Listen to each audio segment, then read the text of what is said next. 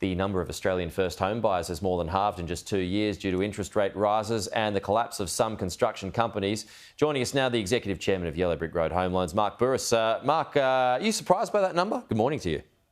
No, not at all. In fact, for the month of February this year, we only had 7,000 new buyers coming to the marketplace when 2 years ago it was something like 14,500. So we're tracking about half the number of buyers in the marketplace today compared to a year or so ago. Yeah, and I think that would have come down from 80%. You know, when our parents were here in Australia trying to afford a property, because that just wasn't very expensive back then. So is it just how things trend over time?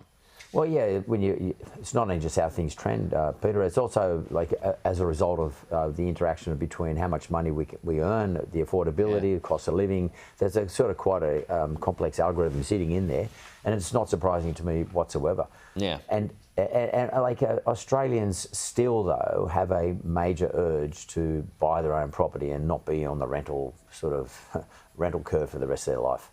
See, I worry about this all the time. You know, we're talking about this, you know, how fewer and fewer people are able to afford their own homes. I mean, what are our kids 10, 20 years' time, are they going to be able to buy real estate in capital cities?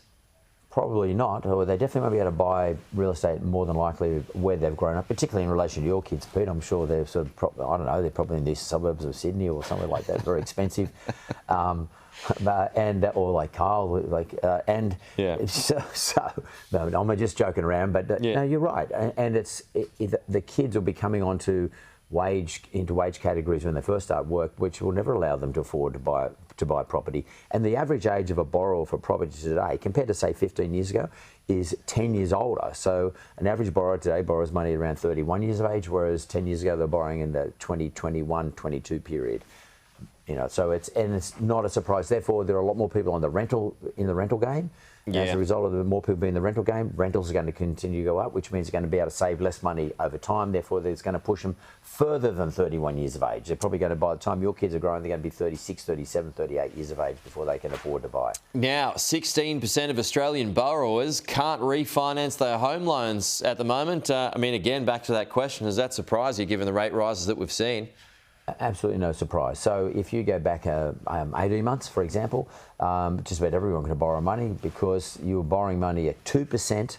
That was the retail rate plus what they call a threshold of 3%. So we assessed you, all lenders assess you at a 5% rate on those wages then. Assuming those wages are slightly up from where they were, we are now assessing you on closer to 9%.